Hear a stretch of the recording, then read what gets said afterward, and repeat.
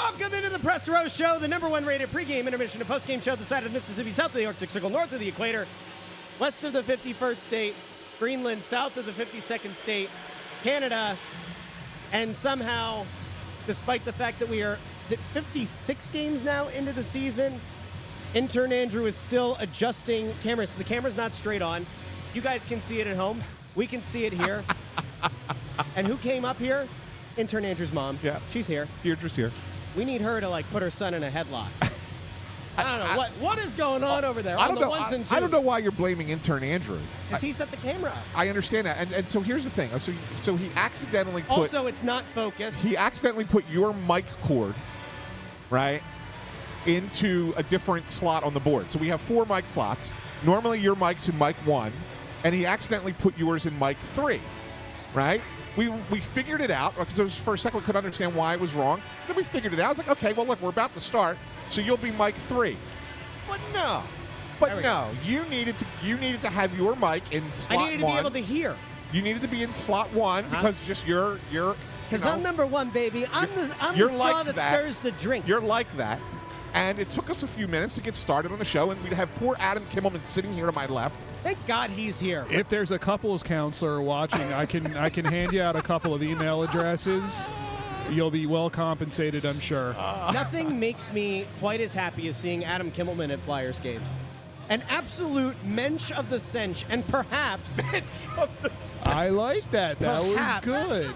That was good. Perhaps the best person to bring in as we try to make sense of what is happening, not just in Philadelphia, but from a league-wide perspective. Yeah. And how the league as a whole has reacted to what has gone down in Philadelphia of late, because for those fine folks who only exist here on the Press Row Show pregame, intermission, and postgame, the Flyers have made a trade since the last time we all got together, sending Morgan Frost and Joel Farabee out west to Calgary. Well, Calgary. Since we all got together. Oh, you're correct. Well, yes, yeah. we were on air when it happened.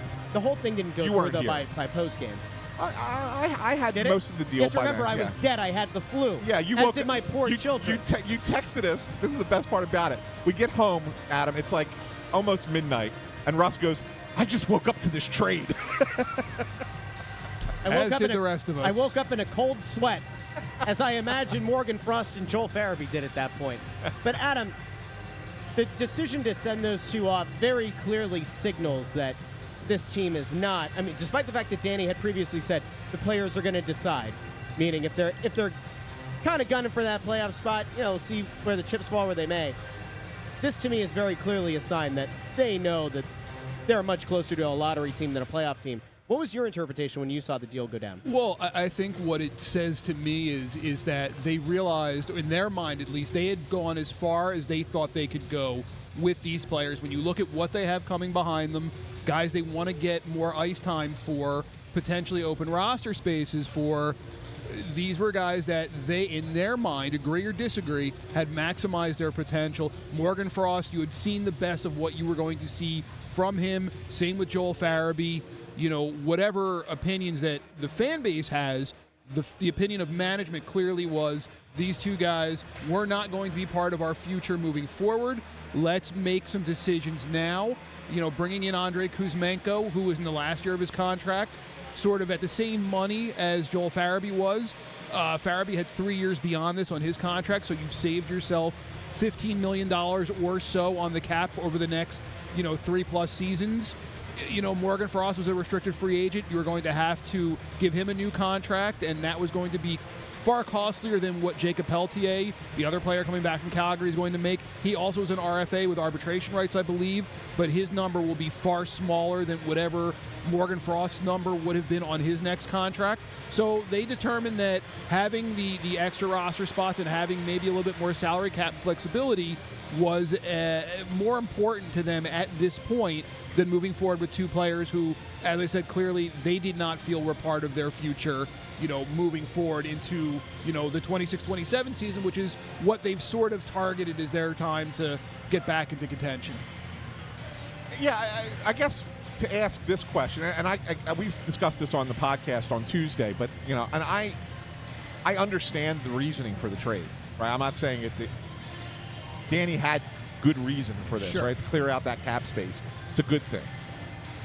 Do you feel like the return, though, was a little light for two NHL caliber forwards? Well, my question, and I asked this when we spoke to Danny, is, you're a team that's perilously, admittedly, thin at the center position, and you traded away one of your top 3 centers, and you did not get a center back. Yeah.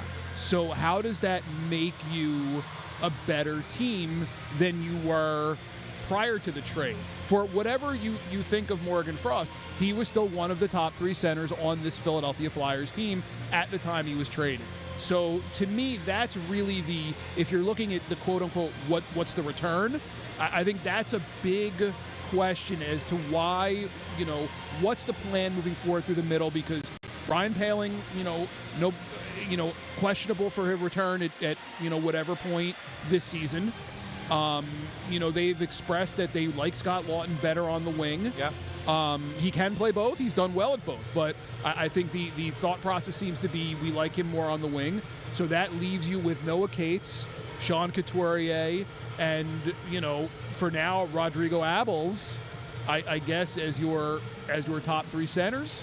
So, it's going to be interesting to see moving forward how they address the center position. And there is some time between now and March 7th that if they choose to do something else, there could be more to come. Right. So I guess it could be a supplemental thing. Like, okay, yeah, you didn't get the center back now, but maybe you get the center back in another trade. Right. I think everybody looks at this as, well, they've made their big trade deadline move, and I think you're only saying that because you saw a couple of other big trades happen, and maybe there was sort of a soft trade deadline here as we get close to 4 nations, but March 7th is really the time where you have to have all your business finalized, and that's still a few weeks away. Yeah, I'm glad we have you on, Adam, because I wanted to ask you about a name of a guy that I've not seen play, but I know that the Flyers are scouting pretty heavily, and it could relate to any number of players that could be on the Flyers team currently going elsewhere. But I'd heard that Toronto has some interest in some of the Flyers players. Obviously, they don't have a first-round pick to move, so they would have to move, if they're going to move draft picks, move further down.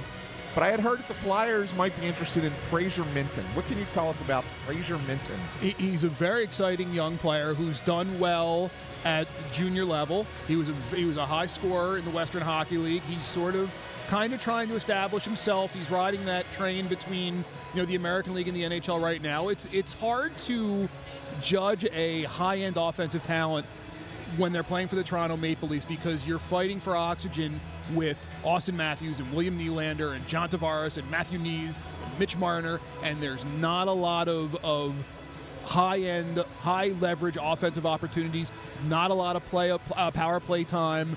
You don't want to stick a guy who you expect to be, who has top 6 potential. You don't want to bury him on your 4th line and just play him 7 or 8 minutes a night. That's not useful to anybody when you're trying to develop a young player. So, yeah, he's going to see a lot of time in the American League. If they have an elite, one of their top guys goes out, I'm sure he's the first player called up. He's a talented young player. I don't know what his top-end potential is because we haven't really seen it at the NHL level, but he fits in with the age group of what they're trying to put together here in Philadelphia. Yeah. So he's only 20 years old. Right. From that standpoint, yes, he is a fit. He is a young player with a high offensive upside that has yet to establish himself in the NHL, but that's okay. That doesn't mean he's not going to do that in a different area. Very similar to Owen Tippett. Owen Tippett was sort of stuck in the same spot in Florida, where he wasn't going to get the ice time ahead of Sam Reinhart and Sam Bennett and Matthew Tkachuk and Alexander Barkov. And he's, riding that train between the American League and the NHL. He comes to Philadelphia. He's a top 6 forward. He's a 30-goal scorer. Now he's sort of blossoming into that. And you have to assume when he gets healthy and he gets back in the lineup, he can get back to being that guy. Maybe Fraser Minten is the same kind of player. Yeah, and I think that any player that's like that, and I'm not just saying Fraser Minten is the lone person here, but any player like that where you're not really getting to see them play a lot in the role that you would envision them in the NHL, there is always a little bit of risk that comes with it, basing it off what you're seeing in the AHL, correct? For sure, but you could say that about any player, right? You could say that about any player at any level. There's always risk. when you make a move, that you take a guy out of his comfort zone and you put him in a new environment. I go back to, remember when, it's a little bit of a different position, the St. Louis Blues, where thought they were a Stanley Cup contender, they needed a goalie. They go out and they get Ryan Miller from the Buffalo Sabres. Ryan Miller was having an outstanding season, and he goes to St. Louis, and it never clicked. Correct. Because he was taken out of his comfort zone, and he was in a different environment, different players, an entirely different situation, and it didn't work. But that was a chance that they took. So any player, maybe it's a little bit different when it's a younger player who isn't as quite set in whoever he's going to be, whatever he's going to be. Maybe it's a different story, but there's always risk. There's always, you just jump and you hope you land. And that's what they would be doing if that's the path they chose to go down. And one of the things we're going to talk about kind of nonstop between now and March 7th is who might be leaving the Flyers. We've heard a lot of names. Obviously, Risto's hurt right now, but I understand it's not a serious injury. He's probably going to be back before the trade deadline, so if they wanted to move him, they could. Scott Laughton is a guy whose name has come up the last 2 trade deadlines. It's come up in the summer when they're talking about potential trades. Hasn't happened yet. He does have another year on his contract, right? So has a little bit of term left. Usually guys get moved at the deadline who are going to be unrestricted. What do you think Scott Laughton's value is at this point? I know he's not had the offensive production he's had in previous years, but as a veteran and a leader in a locker room, and be able to kill penalties and play either wing or center, playing anywhere in your lineup, there is value to him as well. But what do you think it is at this point in his career? Well, I think the versatility for sure is his big selling point. He can play anywhere in your lineup. He's shown he can be in an offensive role. He's shown he can be in a defensive role. He can kill penalties. On a top flight team, I don't know if he gets on the power play, but he can. He's good in the face-off circle. We've seen not as much this season with the power kill, as we like to call it last year, but he certainly has that breakaway ability that he's able to transition quickly and be a threat that way on the penalty kill. Plus, everyone knows the reputation of what kind of person Scott Laughton is, and that's as important, if not more important, when you're bringing in a guy. You're going to parachute a guy in for the last 20 games of the season, 25 games of the season. You want to make sure you're bringing in the right person as much as you want to make sure you're bringing in the right player. And if you're looking for A-plus human beings, you're not going to find a better one than Scott Laughton. This is the guy who, last year at the trade deadline when all this talk started, multiple teammates, independent of each other, went to Danny Briere and said, you cannot trade this guy. You cannot move him. He is too important to our culture, and I know we hear that term a lot when it comes to the Flyers and John Tortorella, but he's too important to what we're building here because of who he is as much as what kind of player he is. So knowing that, I think it changes the calculus a little bit as far as what teams would be willing to give up to get him, because independent of whatever he gives you on the ice, he is not going to be an issue in your room. He's going to make it a better place because of him. And do you think it's a little bit easier to move him this year with the team not really – they're technically still in contention, but last year they were in a playoff spot as they were approaching the trade deadline. This year you're behind 7 teams or 6 teams, dead. whatever. They're dead. Right, it makes it a little bit easier to not have to listen to those voices from the locker room and say, hey, we got to do what's right for the organization. Yes, I think yes, but then you do have to sort of weigh in the return a little bit, because what you subtract, and we saw it with, we heard Travis Sanheim after the trade that there were some really disappointed guys to see Frost and Farabee subtracted from that room. Now, that does speak to the culture of what they've built, but Scott Laughton had a big role in constructing that culture. Right. So now you've taken 2 key guys out. Now you're going to take maybe the biggest key out of that room. And if your goal is to, I hate to say this, but if your goal is to tank, then yes, maybe that's the move that you make. But if your goal is to continue building what you have and getting this group better and keeping them cohesive and keeping them, maybe they are behind too many teams to get for a playoff spot, but if they were going to go on a run, I think the psychic effect of taking Scott Laughton out of that room would sort of diminish the possibility of that even happening. So, there's a lot to consider. He isn't just your average bottom six center who we can subtract in for a 5th-round draft pick or whatever. There's a lot more in his case that goes into the equation. Do you have anything there, Russell, or? I mean, you can listen. I have other stuff I want to go to. Well, wait. I see that. Look, like you can line item this on a spreadsheet, right, and say he can give you this much. This is the player he is. This is what he is on the ice, and you're not wrong for saying that. But there's the human element to it is something that it's huge. We tend in his case, it's huge. Yeah, we tend to try to give a little bit more of the benefit of the doubt and try to kind of pull back the curtain a little bit and calculate for the human element as best we can. But ultimately, he's a bottom six forward. And ultimately, when this team is like ready to do whatever it is, try to build, try to win. Most of these guys that are on the roster, or a good chunk of them, won't be here. So at some point, you have to have that conversation. And I'm sure they've already had it, but like at some point, you do have to have that conversation when you say the culture is important. Investing and instilling that culture in the right players is important, but ultimately, you're putting a lot of effort into guys that won't be here. In the case of Lawton, I've been pretty consistent about this. If you don't have a good enough locker room right now to be able to have somebody to step up and fill that void, that's a culture problem. And if you don't have a guy that can go in and fill those bottom 6 minutes, you probably have a development problem as an organization. You should be able to create a guy who can give you bottom 6 minutes. The leadership element is huge, definitely. Facts don't care about your feelings. Like at some point, the rest of that locker room is going to have to come together. They're going to have to figure it out because they will have more guys from this team either move on in free agency or get dealt in trades. At some point, it's going to happen. And I don't see a scenario, Lawton's a UFA in 2 years. I mean, I don't know. If you're a rebuilding team, if you're the Flyers and you hang on to him to that point, are you going to sign him to like a 5-year deal at that point? Like, I don't know, maybe. I guess it really depends on how much you value that locker room presence. I just don't know. To me, I'll take the part of your argument as they get to that point where they're bringing in more young players. Those young players have to learn from some veterans. Sure. You need to have those guys in the room. Having a Scott Lawton as a, whatever he gives you on the ice, to me at that point would be a bonus. And if he's your 4th-line center on a team or a 4th-line wing who plays 7 minutes a night and he kills penalties, having that guy in your room because of who he is and how he can bring those guys along, I think that's pretty important. I really do think it depends on the return, too. Well, like, if we're talking about, because for now, 18 months or so, the idea has been floated out there that he maybe could have fetched a first at some point in the last 18 months. Now, whether or not it's true, depends. Last year, Danny, after the deadline, said we're not going to take value for market value.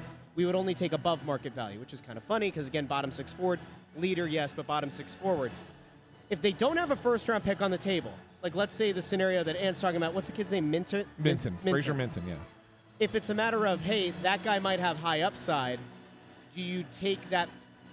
It's not a lottery ticket, but it's certainly a little bit better than that, but it's not a certain thing. Do you take that in lieu of a first-round pick?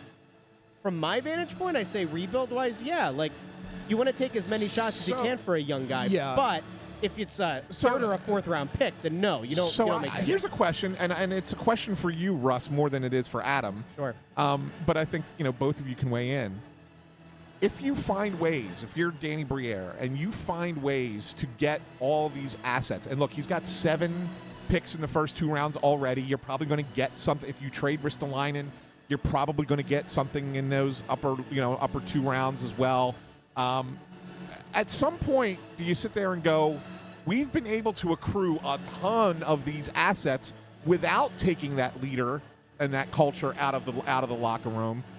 Does that balance that a little bit for you, or do you feel like you just have to just get anything and everything for anybody that you can, and then hope that you hit on half of the assets that you have? The case that I think you could make right now for keeping Lawton beyond the leadership element is it's a $3 million cap hit. If he were making 5 or 6, to me, it'd be like an absolute no-brainer. But again, bottom 6 forward, he's not getting that. So $3 million, you can maybe stomach for another year.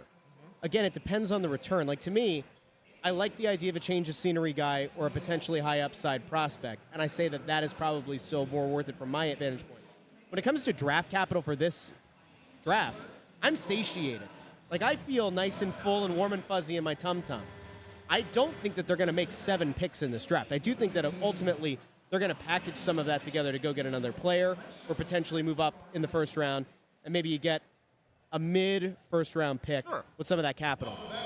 If the asset is of enough value that it maybe helps you make that move, and strategically as an organization they say, yeah, you know what, we want to try to get up to 16 or something, and we think that this asset for Lawton helps, then sure, like make that move. I think they actually do need to start looking ahead to 2026 draft capital-wise, because, Adam, you can speak to this.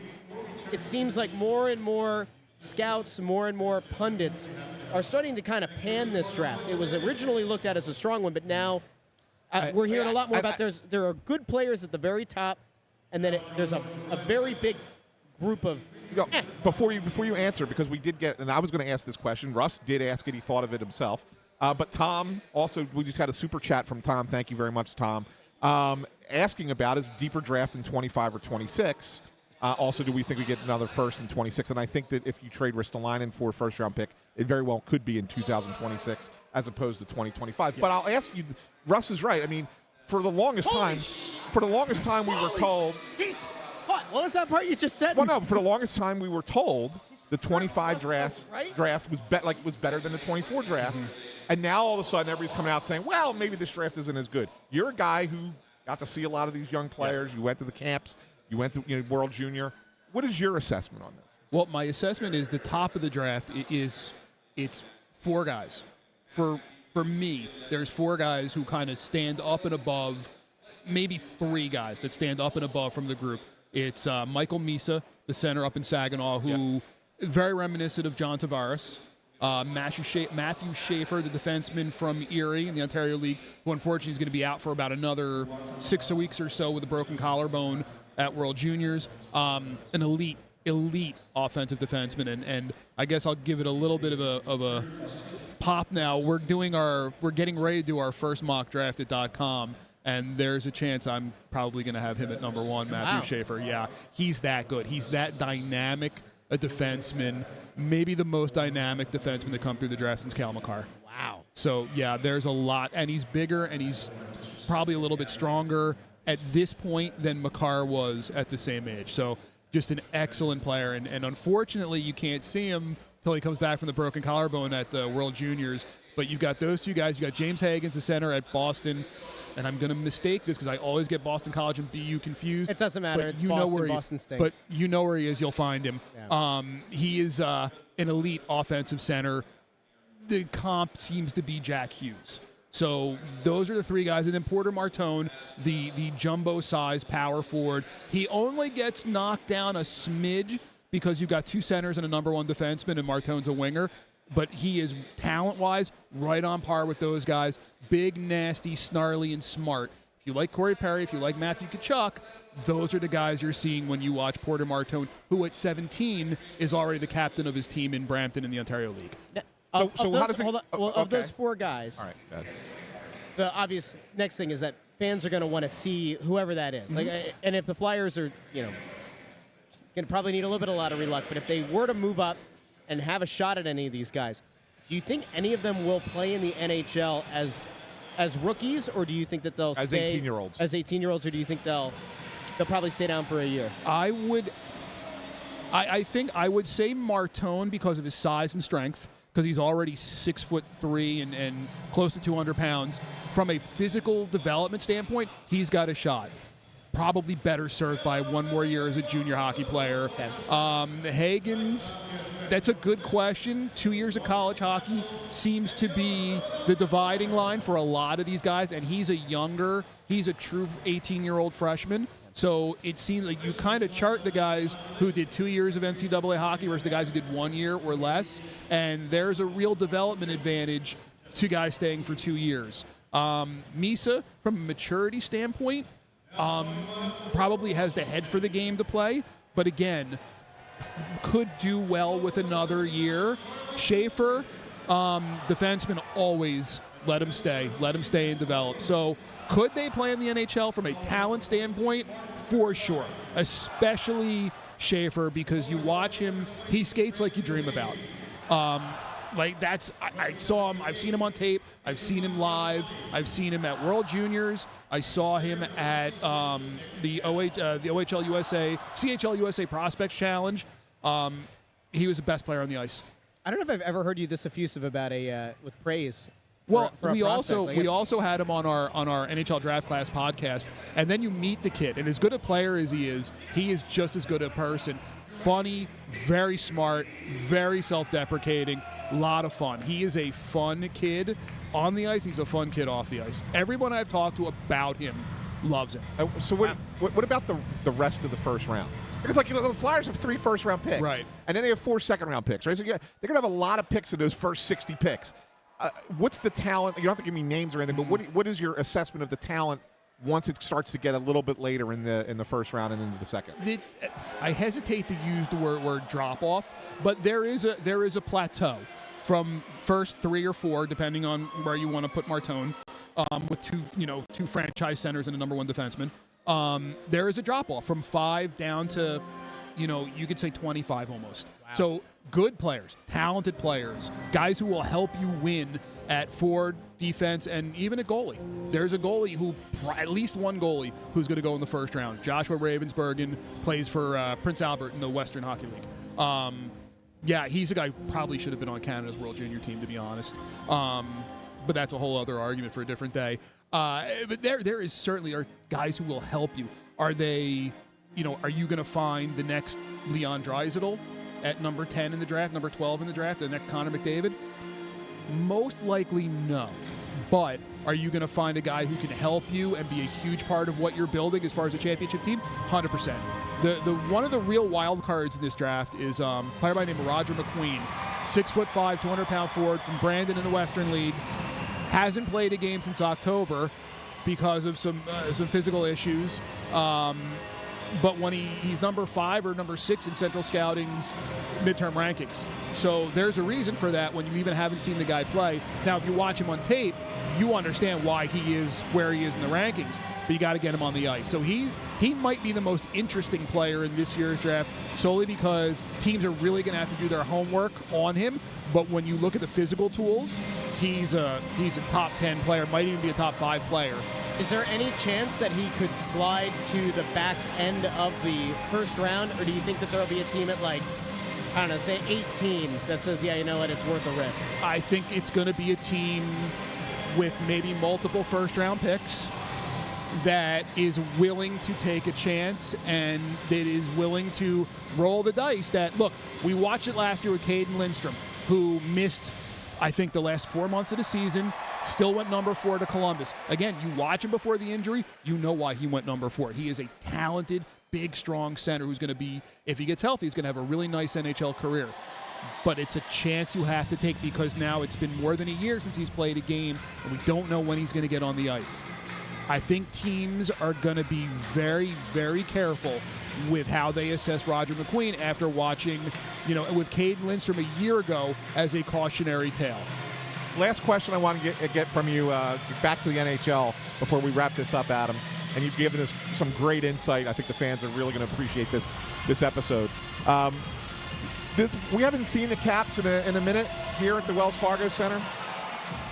Are you as surprised as I am by just how good they've been this year?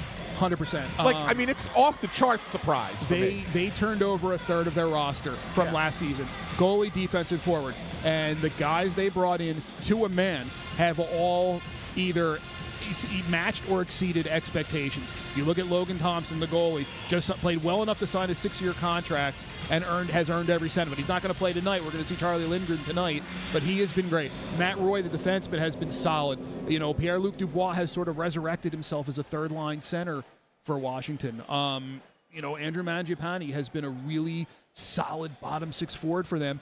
But what's also helped is Connor McMichael, their first-round pick from a couple of years ago, who took his time. He seems to be the poster boy for their development model in Washington, which has let a guy over-ripen in Hershey, the American League, where all they do is win Calder Cups. So the kid's played numerous deep AHL playoff runs, so he's got experience. minor leagues or not, championships are championships. So now he comes up to the NHL, and he's been a huge asset for them. Dylan Strome continues to grow and grow and grow in his game after being given up on by Arizona and Chicago, who didn't have the patience to wait for the number 3 pick in the draft to develop. Well, now 2 teams would love to have Dylan Strome. He's flying, shotgun with Alex Ovechkin as he goes for the Gretzky record. So, yeah, they've done a great job.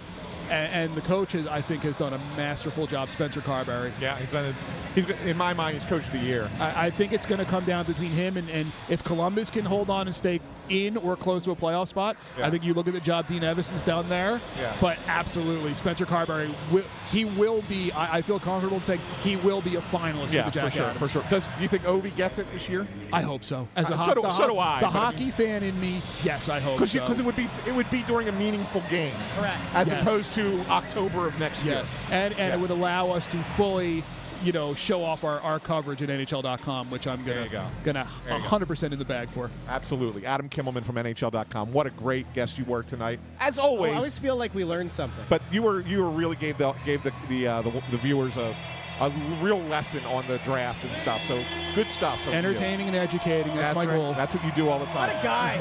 Yeah. What a stud! What a beaut! And what was your? How did you describe him? Mensch of the Cinch. Mensch of the Cinch. I'll take it. Put it on a T-shirt. Mensch.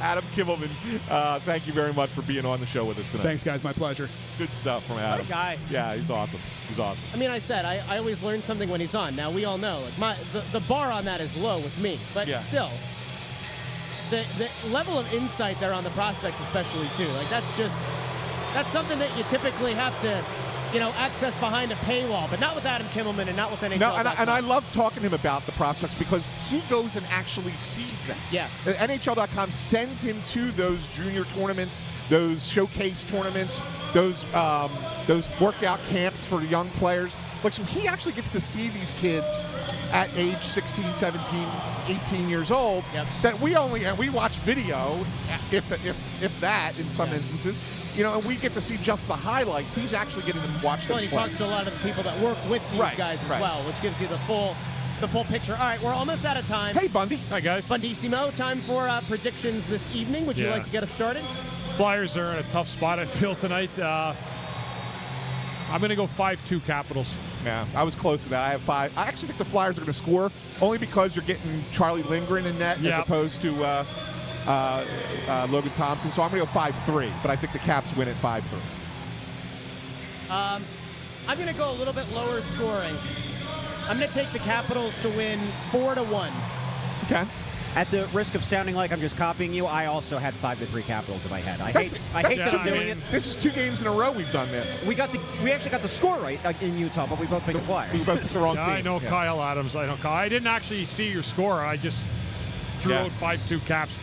Flyers need, they got a couple guys still not here from that trade. I mean, I don't know how much difference that would make in terms of playing the Capitals, but they're still unmanned tonight. Listen, the Flyers have booked more flights for Peltier and Kuzmenko than they've scored in their last 4 games. Yeah. And on that bombshell, it's time for us to end pregame. We'll be back first intermission, second intermission, and postgame here on the Snow the Goalie channel on the Press Row Show. Like the video, share the video, and subscribe. And we will talk to each and every one of you at first intermission.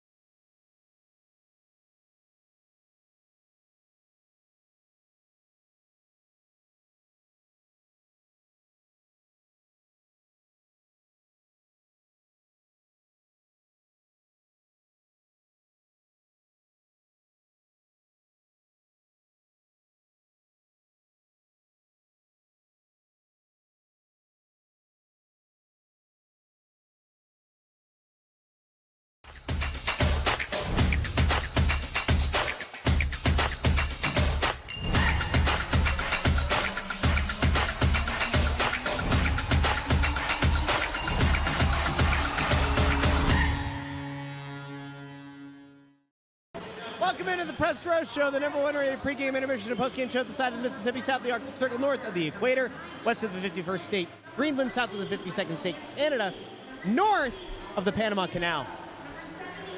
I'm Russ, that's Ant, and Bundy. I can't hear anything. Intern Andrew's on the ones and twos. All right, there you go, the Russ. tech issues continue on this show. I got it They now. just keep going. North of the Gulf of America. The Gulf of America. Is it officially the Gulf of America? There was a he put out a Bundy, if you believe it in your heart, it will come true. We're gonna go on this side.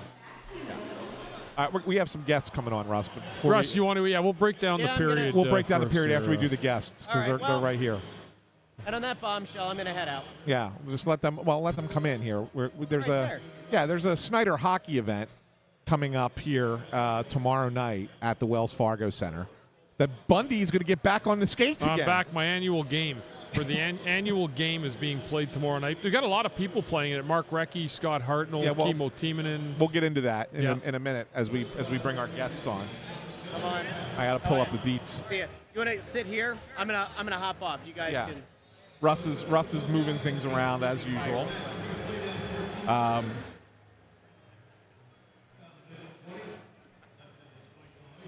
All right, gentlemen. Hello. How you doing? Great. How are you? Doing awesome. Good to see you guys. Thanks for coming on and joining us. Put the headsets on, Yeah, guys. put the headsets on so we can hear, so you can hear us. There we go. Joining Bundy and I now on the program are Snyder hockey board member Ryan LeMay, and from CrowdStrike, Bert. Am I pronouncing it right? Saying Podbear? Podbear, yeah, that's it. Podbear, yeah. All right, I got make sure I'm getting it right. Whatever. Not podcast, it's Podbear. Podbear. Close. You guys are the co-captains and the co-sponsors of this event. Third annual Snyder game that you guys are doing here tomorrow night at the Wells Fargo Center, 6:15 puck drop, I think, or at least the festivities begin at 6:15, right? Bernie's doing the puck drop, from what I understand. Yep. A lot of former Flyers playing, some other NHL alums. What does this game mean for you guys, for Snyder hockey, for what you guys are bringing in here to into the building? You know, this is such an amazing event. The charity is an amazing charity. You're taking kids inner city Philadelphia, giving them an education, and letting them to play hockey, right? And it's just one of those things that, this town really gravitates to things like that, right? And we're so proud to be part of it. We're so proud to help raise money. And if I'm a money guy, I can honestly say we're going to raise over $1.2 million. Get out of it. Because $1.2 million. The press release said 500,000, so you've more than doubled that. That's right. Ryan? Yeah, we were at 900, and we were about 980,000 last year. We had 1.2 million. That's fantastic. That's amazing. That's fantastic. And so, just how does that fundraising effort work? Like, what do you guys? How does that really kind of? What does it take? I mean, we're talking about numbers that are just astronomical to the everyday person. But to think that you raise $1.2 million, I mean, what goes into that? Look, it's all about, getting the message out. It's great people like Sean Henry, and he was able to come and enjoys hockey, but wants to do more for the game and do more for the kids. Yeah. Right? And this is part of it. And you find wonderful people who are engaged, who want to make a difference, and they're ready to open their checkbooks for a great cause. That's awesome. That's amazing, yeah. Really That's good. awesome. So do you guys play, or you just sitting on the bench? We're playing. We're playing. Oh, good. Yeah. So I'm Canadian, dude, so like I'm Canadian. Where'd you grow up in Canada? I grew up in Montreal, the Belle Province. The Belle Province, yeah. Yes. Yeah, Bundy's an Ottawa kid, right? Ottawa kid. Yeah. Yeah. Look, both great towns, great hockey towns. Yep. Good hockey towns. Good hockey towns. I was a Montreal Canadiens fan growing up. That was just the way it was. It's either Toronto or Montreal. We were closer to Montreal, so I took the Habs. Took the Habs. Look, you did well with that, right? They had a great run. Late 70s was, that was my era. Yeah, 1976, I think probably one of the greatest hockey teams of all time. Probably. Yeah. That's awesome. And you guys got a lot of former Flyers to come back and play in this event. Have you guys figured out how you're splitting up the teams? Is that a thing? Yeah, we have. Oh, all right, so how did that happen? Was it did you guys have like a little draft? What did you guys do? No, I put the roster together. Did you find me a spot yet? He loaded it to his side. So who's Bundy playing with? Who's on Bundy's team? Bundy's on Team CrowdStrike. Team CrowdStrike. Okay. You got to love that. Yeah. One of our corporate sponsors, Perks Company. And the pros on Team CrowdStrike are Bundy. We've got Eric Bergdorfer, who can really skate, by the way. Yeah. Yeah, beautiful skater. Who's that? Eric Bergdorfer played for the Sabres Yeah.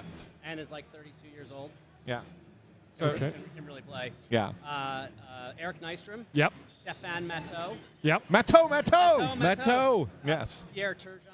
Oh. Hall of Famer. You know, Pierre Turgeon was a teammate of mine In Dallas? in Dallas. Dallas. Yeah. Wow. Yeah. He's for a cup of coffee. I was in Dallas for 8 games, but I love Pierre Turgeon as a teammate, and I'm looking forward to seeing him tomorrow. He can Yeah. still play too. by I'm the sure way. he can. Oh, no. because he's- Yeah, it's like, why is he still not playing in the NHL? right. Yeah, yeah, Like, yeah, that yeah. guy is unbelievable.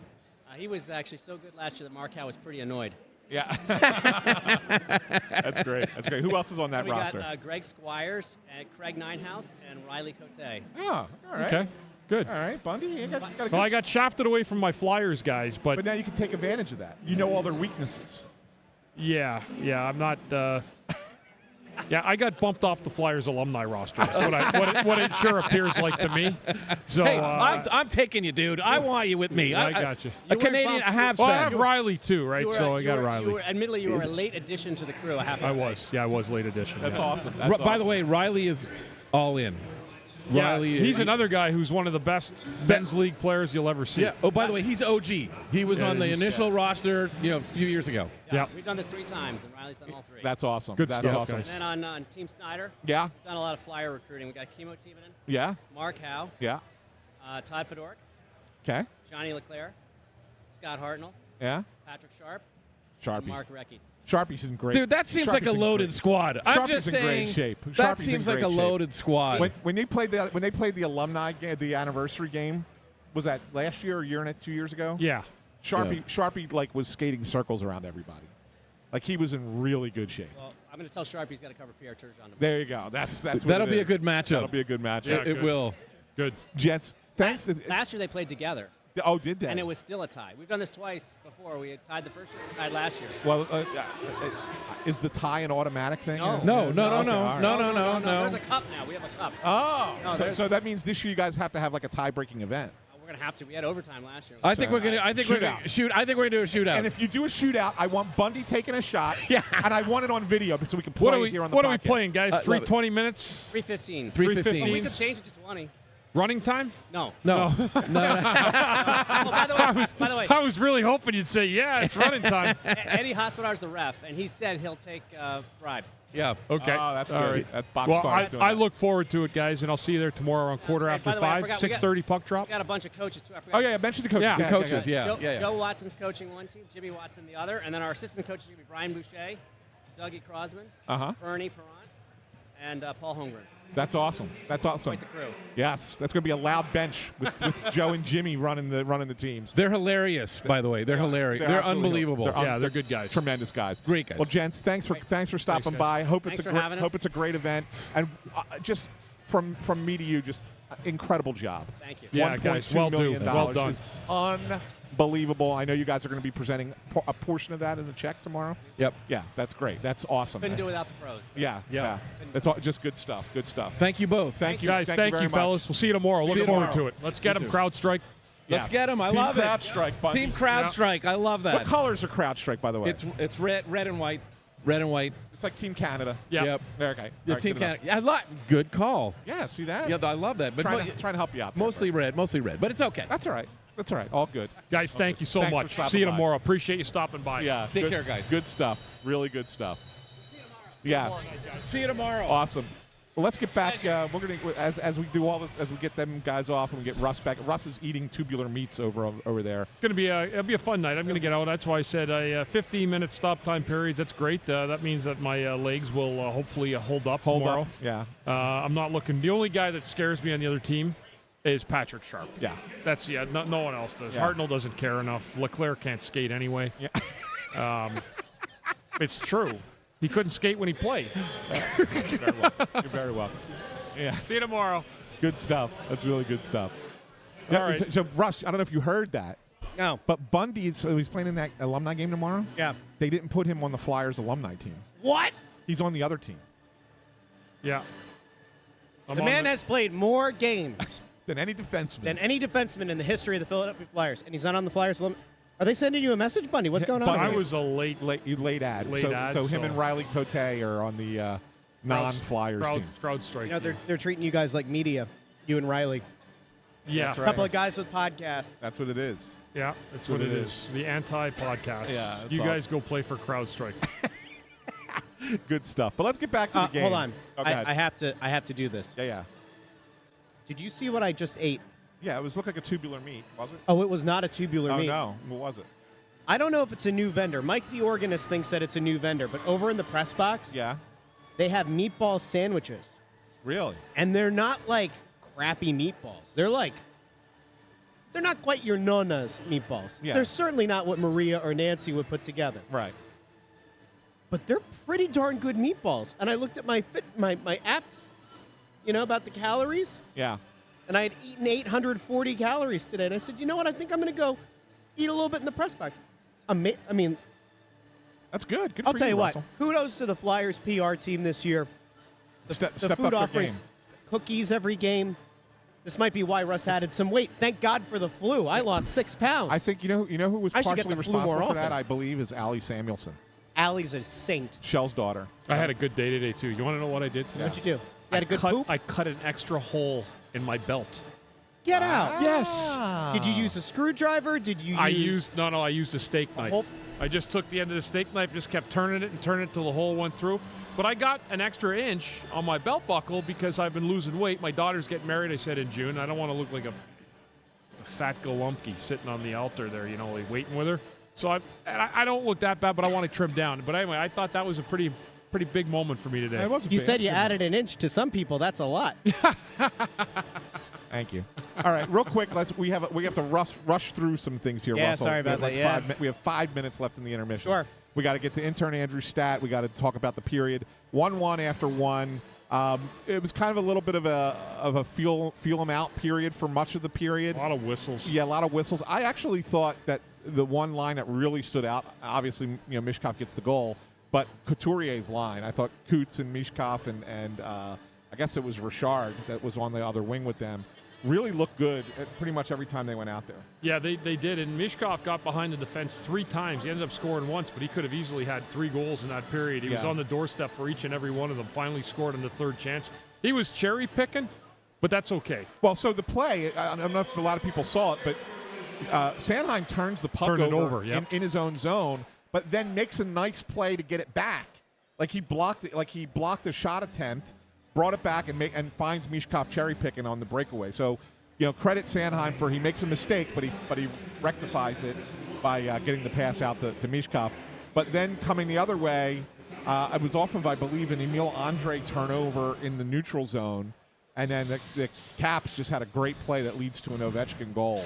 It was really Gorgeous play. Feathered the puck back out front. And Ovechkin, who, well, you want to talk about somebody who's out there cherry picking. Yeah.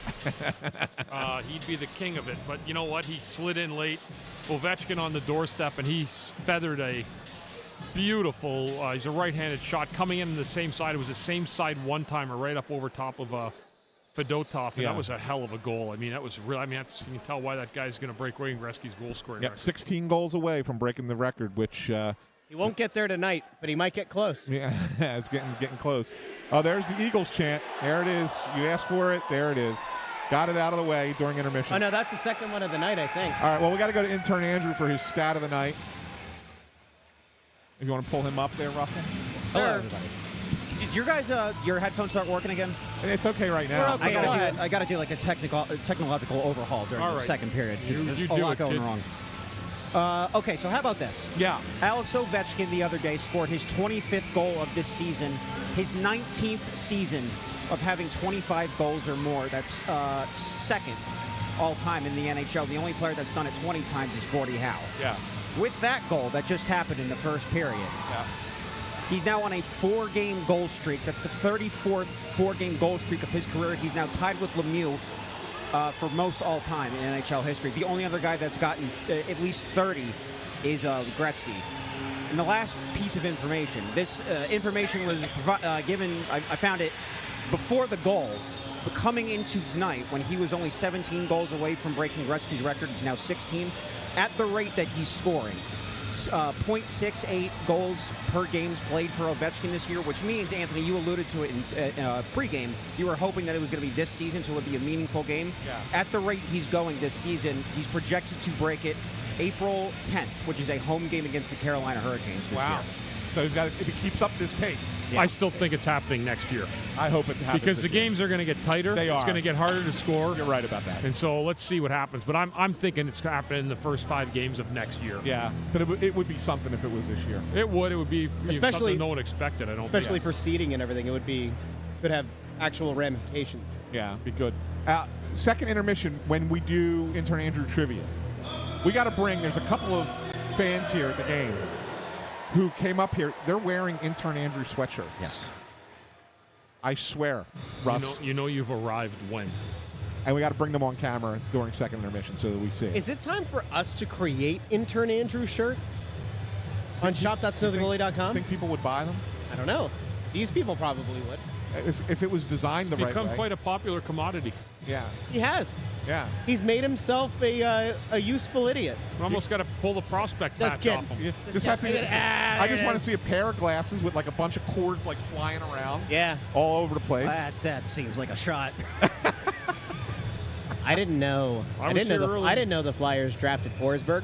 Yeah, there you go. I How do about now. that? Yeah, good stuff. All right, well, we got 55 seconds here, Russell. Get us into the break. Ladies and gentlemen, thank you for joining us here on the Press Row Show. Don't forget, we are here for also second intermission and postgame on the Snow the Goalie YouTube channel as well as X and Facebook. You can subscribe to the show, Snow the Goalie, wherever you get your podcasts, Apple Podcasts, Spotify, Pandora, Amazon Music. Wherever you get those podcasts, do us a favor. Like the video, share the video, and subscribe. It helps us out a lot. And if you feel so inclined at any point during the show, you can send over a super chat. We'll bring it up first things first. And if not, it's totally fine. If you don't like the episode today, you can always request a refund. Oh, that's right. This is a free show. Anything else? KDub1323 suggested Andrew's face with Forsberg, who underneath. I like that. And That's then, not fair. I knew who he was. and then Greg Mack says he'd buy one. It doesn't matter. All right. There is no doubt. Greg Mack would absolutely buy an intern Andrew. I never didn't know who Peter It Greg doesn't Mack matter. would buy intern Andrew boxers. Whatever. Whatever. That's actually what we need to do. We need to put the intern Andrew design on different garments of clothing There and you figure go. out just Puck how drop. weird the intern enthusiasts are. All right, right. we'll be back. Second intermission.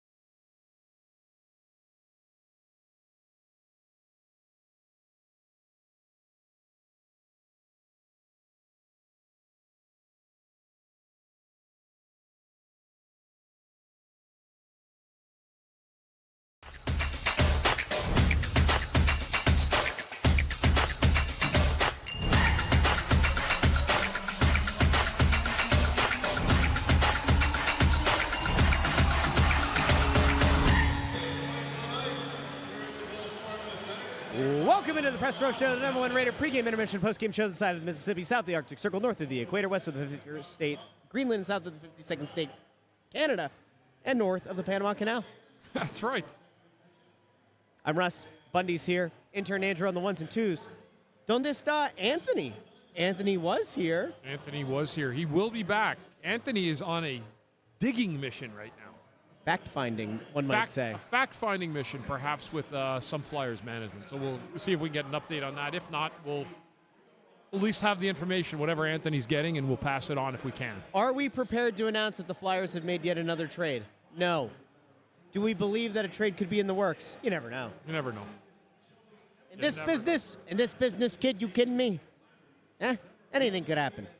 Good period by the Flyers. It was. That was actually one of their more entertaining periods they played of late, and I thought they really, really took it to Washington. Washington got that second goal to take a 2-1 lead, and the Flyers really pushed the gas after that. And they have the 3-2 lead now heading into the third. Mishkov with 2 goals. He's had a sensational game tonight. Really good. He's been all over the place. He has been everywhere. And 2 goals on the night. And the second best player on the ice tonight has been Rodrigo Abels. That's crazy. Is that unbelievable? That 29-year-old rookie has been the most noticeable forward probably on the ice besides Mishkov tonight. Some would argue that's a bad thing, but listen, you make the best of your opportunities. Mishkov, that second goal, that pass. Yeah, it's beautiful. Fantastic. Beautiful Incredible pass. stuff. It was great. Yeah, that's the kind of beautiful passing play you like to see, and what a great finish. What a great set of eyes by Abels to find Mishkov at the side of the net right there. I mean, that's tic-tac-toe, perfect passing that you find, and the Flyers really have a third period to really shine here again and try to take one off the top team in the league right now, certainly in the Eastern Conference. In case you missed it, there are 2 guests in the building right now. Both Andrei Kuzmenko and Jacob Peltier have found their way to Wells Fargo Center. They were in the midst of a very long conversation during that period in the GM's box. Kuzmenko pretty much on the hip of Jones, Peltier with Briere. A nice warm welcome to town. I don't think they showed them on the scoreboard to the crowd in attendance, but there have been some fans in attendance tweeting out some pictures and some video as well of those guys up in the press box. But, Bundy, when a team acquires a couple of guys, their plan, I think they came in through Newark is what the report was prior to the game. How important is it for an organization at that point to have those guys come into the building, get to experience a game day as their real first experience and chat with management? Like, how important is that? Absolutely. Great that they got here so they don't get shocked on Saturday night when they're thrust into the lineup against Pittsburgh. They have an idea what the building's like. They'll get an opportunity to meet their new teammates after the game tonight. They'll go down, if they're not already down in the locker room, probably wait till after to introduce themselves while the game's still taking place. But, no, I mean, I think it's a good thing, and it took them a little while to get here. It's usually a visa issue is what comes to mind when guys take more than 3 or 4 or 5 days to get to their new team. So I'm sure that was a visa issue, but they're here now. There were a couple of canceled flights as well. There was a canceled flight today, but they're here. They were in the president and the GM's box and getting introduced with some of the management and maybe some of the other Flyer people that help out with the team, guys like John LeClaire and Patrick Sharp. So, but again, they weren't actually. I was talking to them; they weren't even aware they were in town yet. So, so they're getting here and just getting acclimated. And I do think it's a great thing to be prepared for Saturday night against Pittsburgh, getting to look at the building and your surroundings rather than coming in on game day. And it's certainly a nice thing. I mean, listen, I don't think there's anybody right now who's trying to sell themselves on the idea of either of these guys being the savior of the franchise. I think that, oddly enough for these guys, they get to come in here with little to no expectations. I mean, even on the most positive note, I guess you could have, is Kuzmenko's had a really great season one time in Vancouver, right, where he had the 39 goals. 39, yeah. But nobody expects him coming in here to put that kind of production up. So these guys get to kind of come into the lineup when the expectations have been set low for the team. And I'd say even for those 2 guys individually, it's also low, which, I don't know, man. Like, I have to assume that has to feel kind of good, starting in a new market instead of coming in and having to worry about living up to some kind of reputation. Yeah, they're coming in here as players. I mean, and Philadelphia will get to know them, and they're going to have to buy into Torts' system. I mean, they can't just come in here and freewheel and freelance and go out and think and do what they have. And Kuzmenko has had a reputation of doing that. If you heard Rick Tockett's comments, where he's got to get on the team page, and certainly that'll be something here to keep an eye on with John Tortorella and how he coaches and how he wants structure built into his lineup regardless of your talent level. So I think that'll be something to factor in. But he's also a guy, Kuzmenko, gets very hot also when he gets to a new team. So we'll see if that can propel the Flyers into something. Who knows? I mean, they're two new guys. It's taken a little bit to get here, but they will certainly fill holes that are in the Flyers lineup, even though you may not have noticed them tonight. How big do you think it is for the Flyers that Mishkov has 2 goals in this game, has been all over the place? I mean, it felt like for a good long while there, not that he was disinterested or unengaged in the game, but it did look like maybe he had hit that fatigue wall that some rookie players, especially those who haven't played this many games, aren't used to the travel element of it in the National Hockey League. He looks like a much better player and a more energized player tonight. He does. He's been He's had a lot of jump. He's moving around the ice well. He's getting behind defenders. I mean, some of that is also a little bit of cherry picking, but that's part of his game. When he's able to slide behind guys. If there's a broken play in the D zone, you can jump behind defensemen and try to get that breakaway. He scored like that tonight, exactly like that. So he's a guy to me that needs the rest more than anybody else on the Flyers team. From a structure of understanding the league, learning the league, playing as many games as he has, traveling as often as he has, getting in hotels late nights, early mornings. There's a lot that goes into it for a young guy, and I think that he needs the break more than any other player on the Flyers team. I want to make sure that we bring in intern Andrew now because while we would love to have trivia time with intern Andrew and Ant here as well, I do not see our fearless co-host meandering back over yet, so perhaps he has good intel. We'll find out soon enough, I'm sure. But intern, let's bring you on to the show. Do you have good trivia for us tonight? It's decent, I think. But I will say that setting the bar nice and low. Tuesday at the end of your guys' show, I listened to it at work, by the way. Good show, 3 of you guys. The end of your show Tuesday, Snow the Goalie, you mentioned that the Eagles have a, let's say, relatively big game coming up on Sunday here.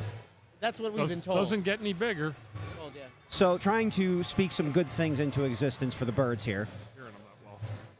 Did you go out again? No, your mic, I can't hear you at all. Like it's coming in and out. Mine is? No, now it's better. I don't know what happened, but Okay. whatever it was. Go ahead. I don't know. It's the ghosts of Wells Fargo Center Yeah, tonight. all right. They're just playing with the tech all night. Go ahead. This might just be a throwaway the tape game for me. The last time that the Eagles won the Super Bowl, they beat the Vikings 38-7 in the NFC Championship game that year. That was January 21st, 2018. Earlier that day, if you remember, the Flyers actually had a Sunday matinee game against the Washington Capitals. Ovechkin scored the game-tying goal, I think, in the second period, 1-1 going into overtime. Who was the Flyer that had the overtime winner that game? Yeah, I have no idea. I thought maybe it would be a little bit more memorable because the Eagles ended up winning the NFC Championship later, but It was not Jake Voracek. no. It was not Wayne Simmons. You're right, it's not. It was not Claude Giroux. No. Just going down the line of, it was not Nick Abe-Kubel. No. I know that he was on the team. He says I have no idea. 2017. The 17-18 season.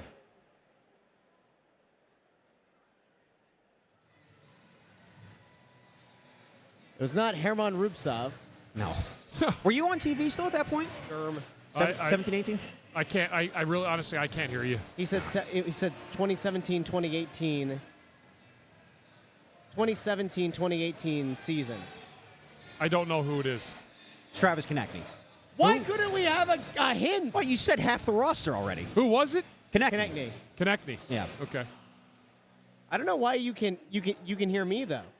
I'm just going to listen to you. I don't hear you that well either. Something went off, so I'm going to go without my headphones. I don't know what's going on, but It's a mess. Intern. there, I don't know what's- now it's better I don't know again. what's Whatever going- you just touched, it's better again. So Usually when I touch things get better. That's Well, what I've been told. Many people have told me. They say, what a great job. A Midas touch, if you will. Everything I touch turns to gold. Anything else you want to enlighten us about with your trivia tonight? Do you have a second question ready to go? I know that one was a little bit lame. Do you know? I don't know. Rodrigo Abels is only the third Latvian-born player this season to score a goal. Do you know the other two? Do you know the other two? I have it somewhere. Yeah. Okay, hold on. Latvian players. What do you know about Latvia? not much. That's not where Latkes are from. Latvian-born players. I mean, you could ask me to guess the Latvian-born players in the league. I wouldn't be able to do that, let alone name the There's goal scorer. only 2 others that have scored. Give us the teams. I have no idea. I have no idea who these guys even are. It's not helpful in terms. Why don't you give us their names and we'll try to guess the team? That's actually a better that's a idea. good idea. Teddy Yeah. Bluger Oh, Teddy. Okay, continue. and Uvis Balinskis. Uvis Balinskis plays for Edmonton. Okay. I don't know the I other don't actually guy. think that's true. Who does, Was I right? Who does Teddy Bluger?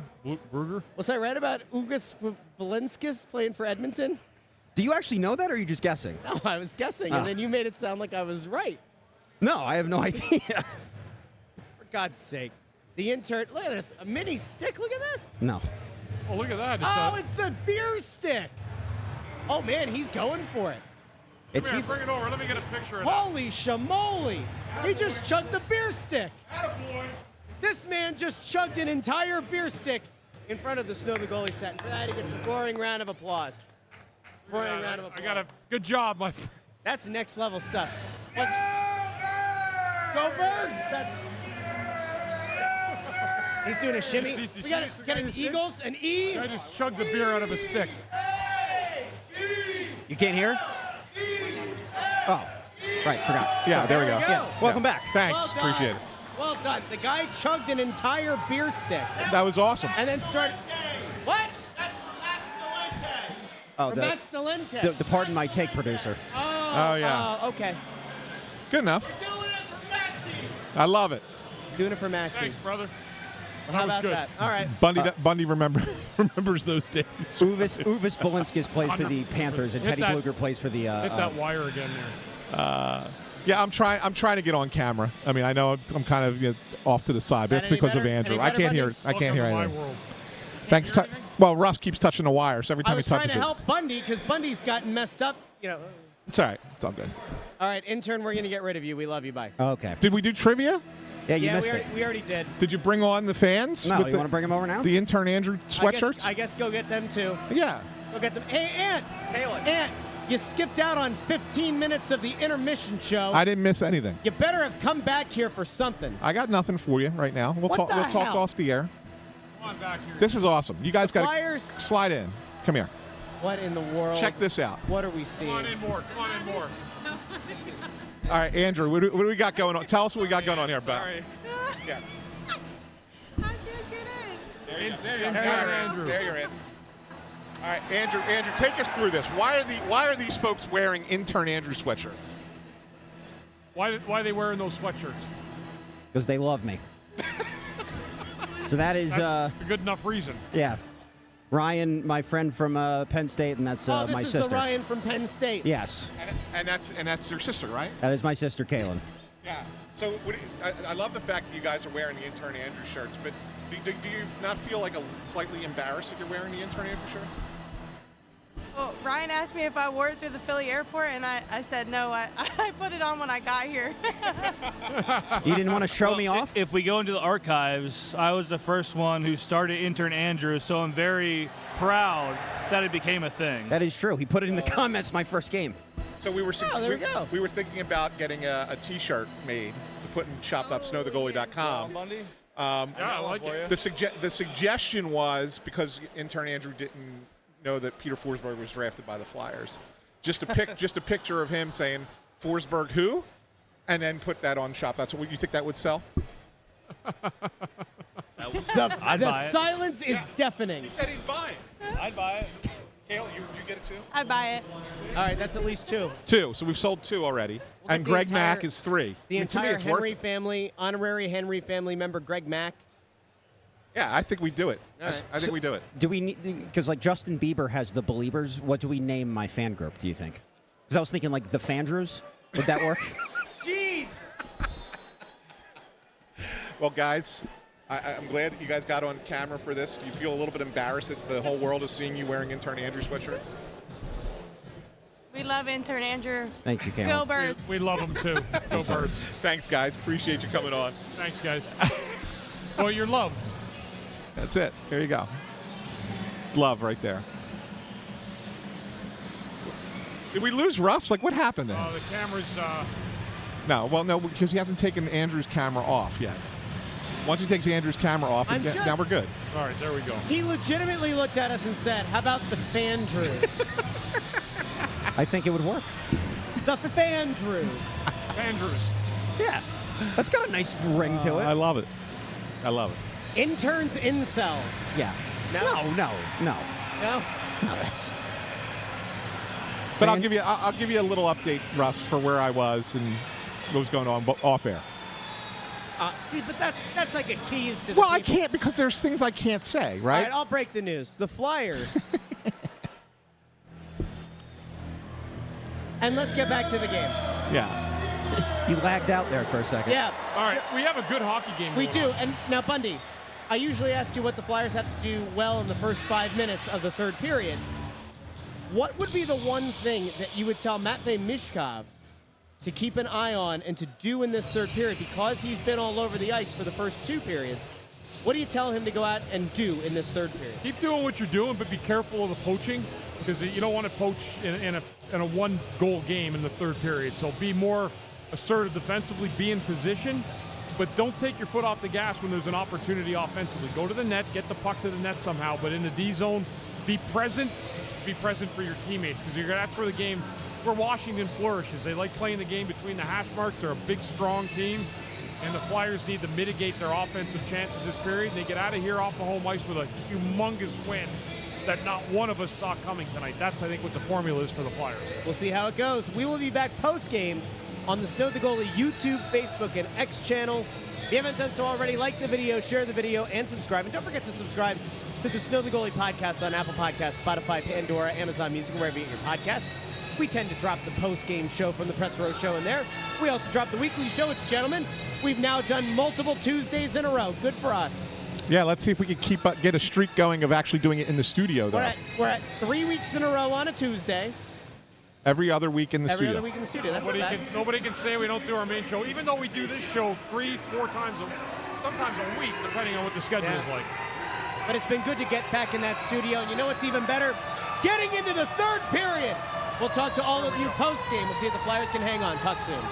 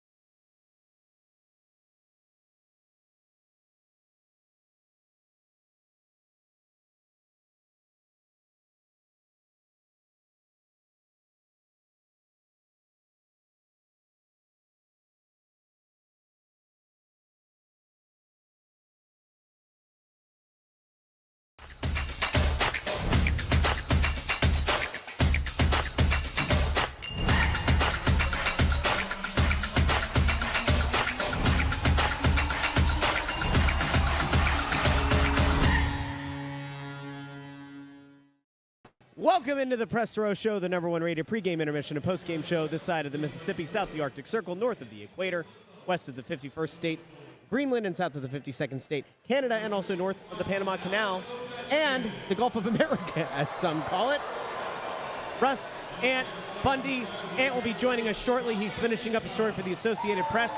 There is no human being in this world so happy that Ovechkin didn't score a second goal than Anthony SanFilippo, who was informed by the Associated Press that had Ovechkin scored a second goal, he'd have to write aside.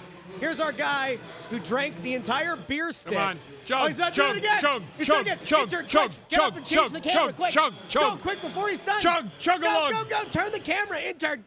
Come on, get him. my Hold God. on, hang on, That hang guy- on, hang on, hang the on. guy Look at him. he drank the entire Look at that. Look at that. beer stick. Show us the stick. Has this? Is it good? What was the one leg that cost you on the parlay? Flyers money line? What the hell's wrong with you taking the Flyers money line tonight? You know what? You miss 100% of the shots you don't take. That's why I just chugged that beer. Yep. Thanks, brother. Good on you. You know what you got to do? You got to end this on a winning note. Well, I can't see it from here.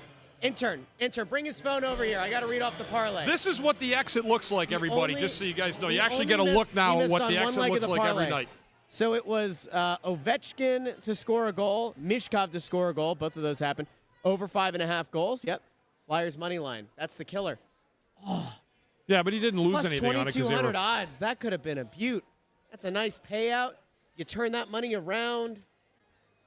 You spend it on the big game. Okay.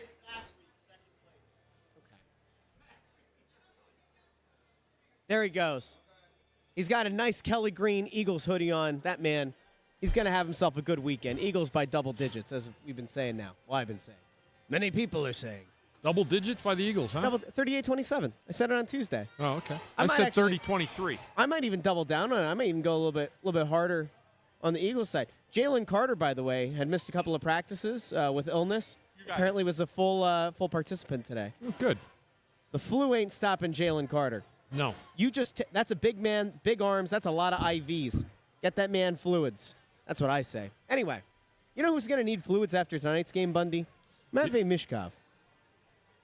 He was very active tonight in this game. Yes. He had his best game I've seen him play in probably over a month anyhow. So he was all over the ice. He was very active. He made plays. He scored goals. He had 2 goals in this game. He easily could have had 4 if he was a little bit more on the doorstep. But, he played a really, really good, strong game tonight. And that's encouraging, too, as the break approaches, too. You get a game against Pittsburgh coming up on Saturday night. And I think that'll be, as we said, I don't think any player on the Flyers will benefit from the break more than Matvei Mishkov. Although You think? Oh, it's here. Yeah. You think the effort by him tonight was maybe elevated a little bit because he's had an opportunity to play against Ovi? I absolutely believe so, yeah. Because I think the last time Ovechkin was hurt when they played him, right? Was he out? They played a home and home. It was real quick. It was like a Monday, Wednesday home and home set. Well, early in the year. Your mind is unbelievable. Yeah, and they lost both those games. I don't remember if he might have been out. He may have been out early in the year. But that was because he missed. Remember, he missed he had a broken leg, right? He missed some time earlier this year. He did, but we didn't miss any of that. I think we saw. I think we saw him. Okay. Yeah. All right. Yeah. All right. Yeah, he had a broken leg, and he was hardly out for 4 weeks. Yeah, I know. In Russia, he got back quick. Russia, leg break you. Yeah. No problem. Right before. No problem. Don't worry, be happy. Problem so small, universe so big. Right before the guy started chugging the beer, what were you about to say? But the Associated Press said if Ovechkin scored again, something was going to happen? Yeah, Ant was going to have to write a second story. And I was going to have to go downstairs and get quotes and everything else. Like actually do work. Why if he scored a second goal? Because he would have been within 15 of the record. And they would have wanted a breakout separate story on it. That honestly was my question, too, because I'd said to him, what if it's an empty netter? Like, who cares? And he's like, stop. And I was like, no. What happens if he gets the other one? And he goes, he'd be within 15. And I said, oh, okay, well, that makes sense. We would have gotten our score right if he got an empty netter, though, because we had 5-3, right? I would have taken any other capital getting the extra goal, the empty netter. Anybody else other than Ovechkin. No 2 points for you. Yeah. Not for you, niet. Yeah. Anyway, Bundy, we covered this during the game, but I'll throw this over to you. During the game, Kuzmenko and Peltier both showed up. Yeah. Their flights, I believe, got into Newark, is what was said prior to the game. But they made their way to the GM, the president's box, deep in conversations. I saw the them, by the second way, period. Hold on, when I was over hold on there. a second, Skippy. During the second period, chatting with Jonesy and Briere, you talked about the importance, and for the people who maybe listen to the podcast after the fact, but what's the value there of having those guys immediately meet with the front office and get in the building and experience a game from up here before they take the ice as players? Yeah, I think it was good that they saw the building, saw the fan base, have an understanding tonight after the game what their locker room's like, where they're going to be sitting, get a handshake with the new players, have a probably quick practice tomorrow, and then get ready for Saturday. But absolutely, you take the jitters out of them. Not knowing their surroundings, they have an opportunity here tonight to get familiar with a few things before they get a probably good night's sleep. I'm sure they're tired. And that's really it. But, I mean, they should be ready and geared up to go on Saturday night. Do you know how many games the Capitals have lost in regulation in their last 18? One. One. What? One game since January 1st. Really? Since New Year's Eve. Yeah. 18 games, one loss in regulation. It was against Vancouver last Saturday, I think it was, or 2 Saturdays ago. That's Whatever. bonkers. Yeah, every other game they've either won or gotten to overtime and lost. I don't think there's any doubt at all that their head coach, Spencer Carberry, will be the Jack Adams Award winner. We talked about this. That would be my vote, too. Easily. Adam said that there's a chance that if Columbus makes the playoffs, that Dean Evison deserves consideration. Because of what they've gone through as an organization and everything. It could, but I mean, it's pretty hard to. See, the thing is with Washington is nobody expected them to do this, right? And so, like Columbus, nobody expected them to really do anything either, and they just might nip the playoffs. Yeah. Which would be a pretty special thing for that team. But I think at the same time, what Washington has done has been just unbelievable. They've decimated their lineup. They brought a bunch of guys in. They have about five new faces from last year, and they've all hit. They've all hit. Everyone's been a contributor. Yeah. If anybody remembers, in the off season and the preseason, wherever, when we were coming up with what our predictions were for the season, ranking wise, I said that I thought there was a really good chance Columbus would end up flirting with a playoff spot because you get that idea of you're playing for something bigger than yourselves, and you never know how a team's going to react to tragedy. But like in a weird way, I almost saw some success for them coming this year. I mean, it is a credit to them for playing as well as they have. Now, Washington is, as you guys are saying, is a totally different level. They lead the Eastern Conference now. They have the best record in the league. Yeah. With 79 points, if I'm not. Who's at the Capitals? Yeah. I think they jumped Winnipeg. They just jumped them. Yeah. Yeah. With the Winnipeg also has 79, but they have one more game played. Right. Washington has a game in hand. Yeah. Would you guys say right now that Washington is in fact the best team in the East, the best team in hockey? Where do you think they rank? So just for comparison's sake, Washington and Winnipeg both at 79 points, Edmonton 72, Vegas at 70. That rounds out your top four. Dallas right there at 69, Carolina 68, Florida 67, Toronto 66. Yeah, I mean they're the best regular season team right now, but that doesn't translate always to the playoffs. I mean, we've seen it in the past, right? I don't necessarily know if this team is a Stanley Cup team. I think they'll be they're not an easy out by any stretch. They'll be a tough out in the playoffs. Yeah, but I mean, I don't know if they're the best team. Let's reconvene this conversation after March 7th to see what other teams do. I mean, Carolina put big addition with Rantanen, right? Changes that team a little bit.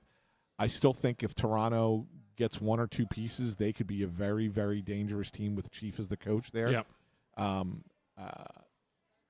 We'll see in the East. Florida's still Florida. Let's remember that.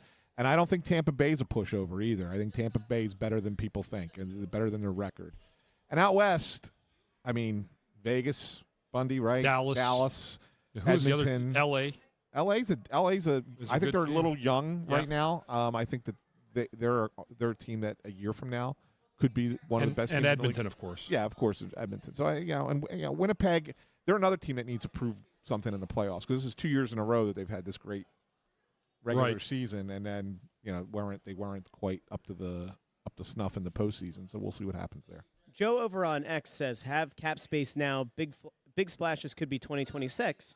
But thoughts on trying to sign Chychrun this summer? And if I remember correctly, 2 years ago, the Flyers had significant interest in trading for Chychrun. It was beginning of last year, as a matter of fact, if I remember correctly, because he was in Ottawa, right? Mm-hmm. Bundy, right? That's where it was. He had a miserable year in Ottawa, yeah. Yeah, it was beginning of, because remember it was all tied into the whole, what's the kid's name that was suspended for gambling? Shane Pinto. That was all tied into that whole thing when they were talking to Ottawa, who they might take back, and there was an interest in Jacob Chikrin last year, and it just didn't happen. It was beginning of last year. It was off season. No, going into the year. When he was with Arizona, they had interest in him. Well, that was fans had interest in him. No. I thought fans had interest in him. The team didn't necessarily. I mean, they may have had interest, like everybody has interest in everybody. We'll talk when right? the show's over. I seem to remember there was a potential target at the time when he was in Arizona. Anyway, it doesn't matter. Yeah. But would Chikrin be a guy that you think it would draw significant interest on the market in the offseason, and does he move the needle? Like if the Flyers thought that maybe they would make a move for him, would that give them the flexibility maybe to consider a Risto trade? They're not the same player by any stretch. No, not at all. And look, he's had a really nice bounce back season, and he was supposed to be a guy, right? I mean, Jacob Chikrin was supposed to be, but he kind of fell off at the end in Arizona and was really bad in Ottawa. Yes. And so you kind of thought, okay, maybe this guy's just not as good as everybody thought he was. Having a nice bounce back year this year with Washington. Yeah. So you gotta weigh that, right? Sit there and go, okay, maybe he is what we thought, and everybody thought he was, and just took him a little bit of time to get there. Or do you sit there and go, hey, this is a one-off because of how everything, that team is kind of coalesced around getting Ovechkin this record, and maybe that's why they're playing that way, and maybe he's not as good as you think he is. I don't know. It's a tough call in my mind, buddy. And I know you like him a lot. Who's that? Jacob Chikrin. I do. I think I thought he was their best player tonight. Yeah, he was a star of the game. Oh, was he? Yeah, first star? Well, I had the stars. Oh, did you? Yeah. Who are your stars, Ant? Go ahead, reveal them to the people. people. Chikrin was star of the game. Matvei Mishkov was second star. And Ovi was the third star, just because it's Ovi. Just because he scored. You have to give him a star every time he scores a goal now. He's approaching that number. He's approaching that number. He gets a nice little gold star. Yep. He gets the star in his report There's card. a lot of pressure, when you're a player and you're getting close to a major record like that. Yeah. So I think that if you score a goal, you deserve a star in that spot. Okay. Let's go on record here, guys. I know we talked about it during one of the intermissions, and certainly when the camera wasn't on, but Ovechkin. See that sweatshirt that guy's got on? What? I didn't see it. Look, turn around. This guy? Yeah. What's on the back of it? Turn around. What's on the back of his sweatshirt? Turn around. No. What's it? Nodal. Andreas Nodal? Andreas Nodal. Andreas Nodal. Holy smokes. He signed it? You have an autographed it is autographed. He's got an autographed Andreas Nodal sweatshirt. That's just that's a collector's item. That's cool. Crazy. Good stuff, my man. Have crazy. fun tonight. Just when you think Thank you, you've brother. seen everything. I know. A man walks away with an Andreas I'm glad we flipped the camera tonight to show them what it looks like the exit here at night. I think we actually need to get a second camera up and running for every game, and then on the way out at night. Max, are you paying attention? We have a second camera. Max, we need a second camera, Max. We could use intern Andrew's laptop. We could use his potato cam since it hasn't gotten any work done in the locker room. Yeah. Hey, Rob Greeley. What happened? Lets us know he's got an autographed Nodal jersey. Get out of town. There you go. Get out of town. So, I wanted to get you guys on the record here. Yeah. Ovechkin needs what now? 16 goals to break Gretzky's record. Yep. He has 26 games. Yeah. 26 games remaining to do it. Does he break it this season, or does he break it next season? I think next year. I do. Look, if you're answering this question with your head, Bundy's right. It's next season, beginning of next season. But there's something that I think that's a little bit magical about chasing a record like this and doing it the way he's done it, and this team has done it this year, and they're going to be pushing for the best record in the league. I think he gets it in that final couple games of the season. I think he actually gets it this year, and it's a big celebration in the sport. And that'd be great. It'd be great for hockey. Yeah. It'd be great for hockey. I tend to agree, and I think it would be really cool for him to do it in the midst of this run where they have the best record in hockey, or maybe they're still still competing for the top record in the Eastern Conference. It'd be really cool for it to happen in that kind of context, rather than 2 games into next year. Like it would feel special, but also kind of not. And just so you know, yes, they finished the season. Who's they, Pronam boy? The Washington Capitals on the road in Pittsburgh. That would be appropriate. He's going to break it against Sidney Crosby. Right? Wouldn't that be appropriate if that Yeah. happened, if it was the Gonna last game of the season in Punch Pittsburgh? Sidney Crosby's face in. Yeah. Do they have the Flyers one more time? Yeah, March 20th in Washington. How many games? Between now and then? No. How many games would be left in the season for them when they play the Flyers? March 20th. 1, 2, 3, 4, 5, 6, 7, 8, 9, 10, that's right. 11, 12, 13, 12. 14. Yeah. There will be 14 games. No, well, I doubt it'll He could be in happen single digits by the time he plays the then. Flyers next. Yeah, it's possible. That's possible. Sure. Tony Louie here with the real perspective. Says we're now 6th from the bottom. Listen. It's about where they're going to be. It's about where they're going to finish, I think. Highly encourage everyone, and we might end up clipping this one separately as well and putting it in the podcast feed. Adam Kimmelman was on Pregame, and he was just dropping knowledge bomb after knowledge bomb after knowledge bomb about the top prospects in the upcoming draft. Views it as a 3, maybe 4-player race at the top of the draft, and then said that there's a nice little plateau, nice little drop from that point. Yeah, he said players 5 through 25 are about the same. It's crazy. Yeah, he said it goes Crazy stuff. top 4 and then 5 through 25. What was the name of the guy that he said would be has an injury concern or two? Roger McQueen. McQueen. It sounds like a an old school action movie star. Well, there was an old school action movie star with the last name McQueen. Steve McQueen. Yes. Yeah, you didn't know I knew that, did you? I'm impressed. Yeah, that's right. Did you ever see The Great Escape? Put that in your pipe and smoke it. Yeah, and I saw. Wasn't there a new one too? No, he's dead. He died in the 70s. No. The Great Escape. The Great Escape was one, but I thought didn't they do a remake of it? They definitely did an original Xbox. I don't know. Did you ever see game The for Great Escape? Oh, yeah. Great movie. Tremendous. Steve McQueen. One of my all-time favorites. Yeah, great movie. Just a great film. And it's based on true Him on story. that motorcycle. Unreal. Just great. Jumping over the barbed wire fence. Yeah, it was awesome. So good. And he gets thrown into the cooler and he starts playing with the baseball and the baseball glove against the wall, and the German soldiers are like, "What the hell is he doing?" Yeah. Oh, it's great. Good stuff. What is he doing Yeah. on this motorcycle? So All right, good. The guards have left, Russ. Yeah. We're done. We're down here without any protection. That's where we thrive. Time for us to go. Everybody have a great night. We will be back on Saturday night here on the Press Row Show. Not me. Because you're going to be on stage. Get your tickets. This guy Get your has tickets. missed so many See ya, Mike. games this Take year. care. Good job on the So organ many. tonight. Okay. But that's it. After that, that's the only. That's the last miss for the theater. All the best to you on stage Good luck. on Saturday.